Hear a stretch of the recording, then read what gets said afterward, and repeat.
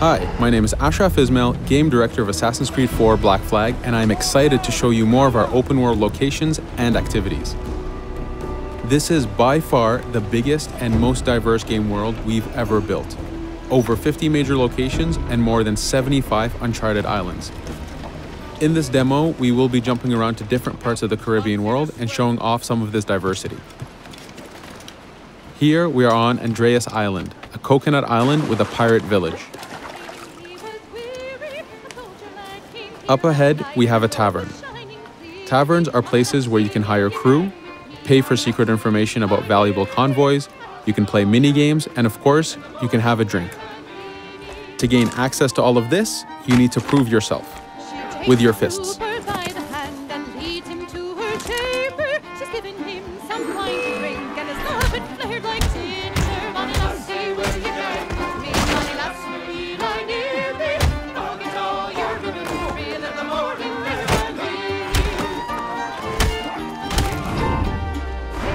Now that the fight is over, you have access to the tavern and its services. This being a tavern, there's always plenty of rum to be drank, but drinking too much will have some fun surprises for you.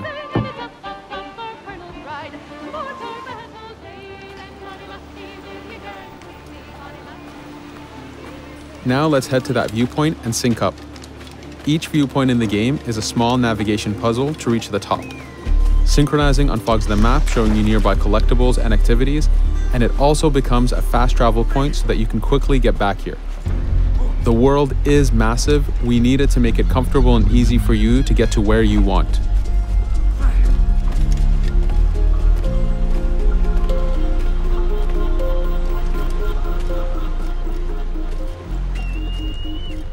These viewpoints are also an opportunity for us to show off how beautiful and expansive this world really is.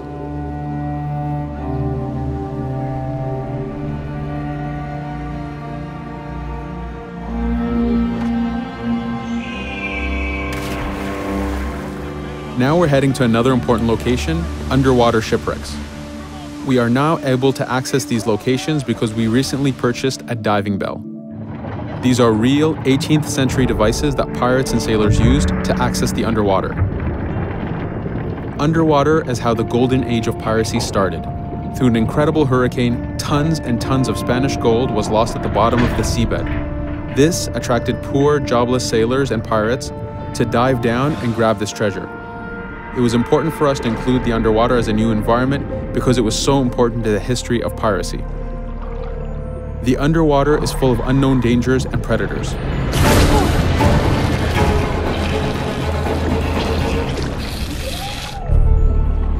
You do have to pay attention and act quick, but the risk is worth the prize as you need a lot of money to get all the upgrades for your ship, the Jackdaw.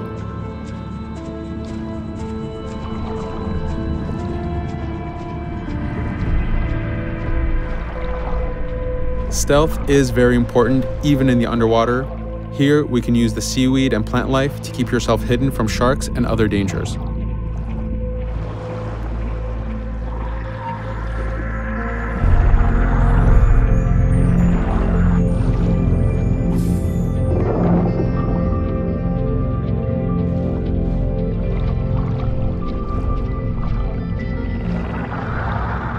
This is an air barrel.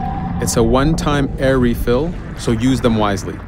Of course, you can always go back to the diving bell to refill. We are going to move to a different location now. This is a smuggler cave. This one happened to be accessed from the underwater, but not all of them are. Here, we ran in without looking around, and this got us in a little bit of trouble.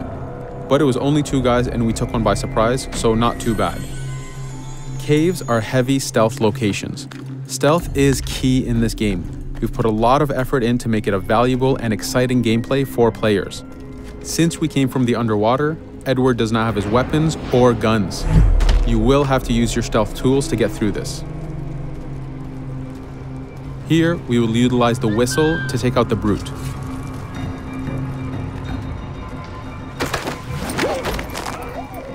Anytime an enemy is taken out, they will drop their weapon for you to use.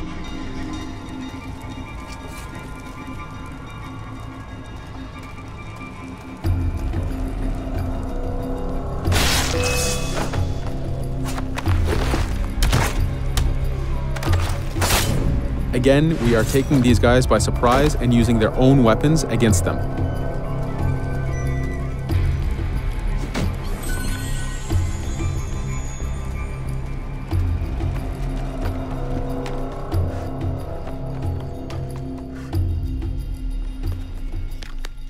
Using just your fists keeps things quiet.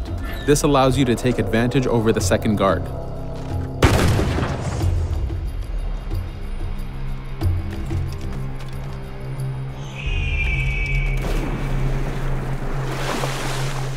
Up to this point, we've been doing a lot of pirating. This has attracted the attention of pirate hunters. This is fed back to you with the clashing swords above the health bar.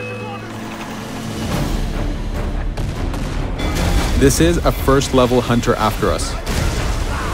You can push the wanted system to reach level 4, where you have a fleet of intense aggressive hunters after you. The horn you heard indicates that this is a charger type ship. This ship is all about getting close and ramming. Each ship type has a unique sound associated to it, the scariest being the war drums of a man of war. Your first mate, Adewale, is always giving you helpful advice and feedback. The chain shot is a stun weapon. Hitting ships slows them down. Great for stopping a charger's attack.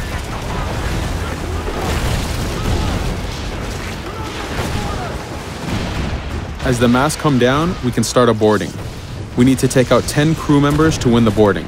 Of course, we can do it any way we want. In this case, since this is a smaller ship, the swivel gun is very efficient.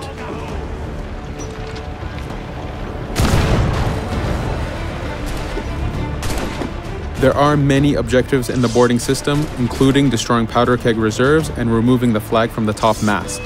But the most basic objective is to eliminate the crew. Here, you can see Edward utilizing his dual cutlasses and guns, combining them in counters and combo attacks. You do have a max of 4 shots before reloading, so make them count.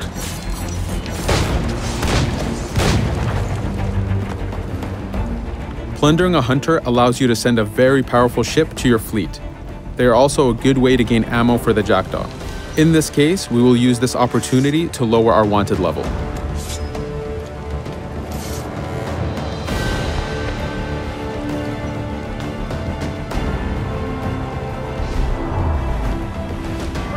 A very important new activity in Black Flag is harpooning.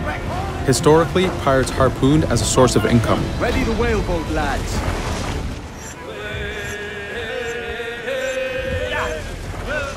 Harpooning is a part of upgrading Edward and his gear. There are many different types of creatures to harpoon, and they are all needed to get every single upgrade. Steady now, lads.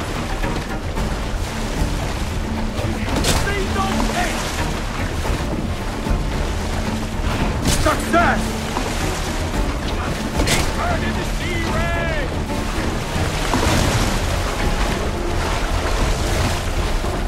It's weakening! The bastard's torn the rope! Stay sharp, lads. This is one of the smaller harpooning targets. Just imagine taking on a great white shark or a blue whale.